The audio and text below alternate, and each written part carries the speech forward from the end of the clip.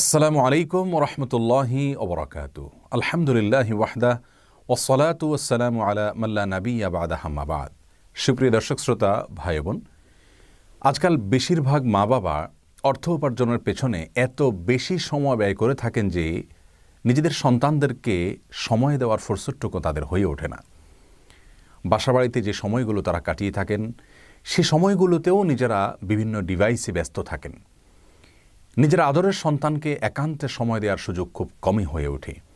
ঠিক এমনই একটি সময়ে একজন মা ব্যাট হাতে বল হাতে খেলার মাঠে তার সন্তানকে সঙ্গ দিয়েছেন, আর সেই মুহূর্তের ছবিগুলো ফেসবুকে সোশ্যাল মিডিয়াতে ভাইরাল হয়েছে, ছড়িয়ে পড়েছে।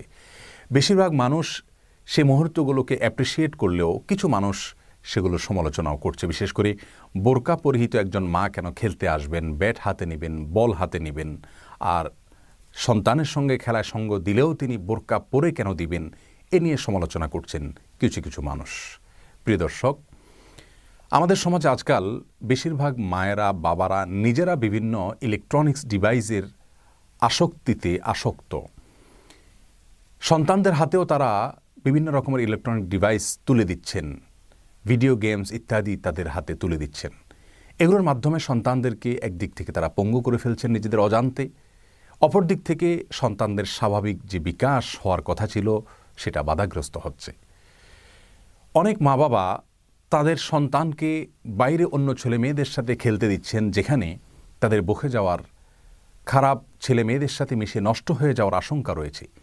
ঠিক এরকম পরিস্থিতিতে একজন মা নিজে যখন ছেলের খেলার সাথীর জায়গায় অবতীর্ণ হন এবং ছেলেকে সময় দেন, সন্দেহাতীতভাবে সেটি প্রশংসার দাবি রাখে। আমাদের প্রিয় নবী সাল্লাল্লাহু আলাইহি ওয়াসাল্লাম তিনি তাঁর প্রিয় নাতি হাসান এবং হোসাইন রাদিয়াল্লাহু তাআলা আনহুমাকে নিজের পিঠে তুলে নিজে ঘোড়া সেজে তাদেরকে বিনোদন দিয়েছেন, তাদের খেলার সাথী হয়েছেন, যেমনটি মুসনাদ আহমদ সহ বিভিন্ন হাদিসের কিতাবে বর্ণিত হয়েছে। অতএব একজন বাবা, একজন মা তাদের সন্তানের সঙ্গে খেলার সাথীর ভূমিকায় অবতীর্ণ হবেন। বিশেষ করে ফিতনার এই যুগে, যখন বাইরে অন্য ছেলে মেয়েদের সাথে মিশতে গেলে নষ্ট হয়ে যাওয়ার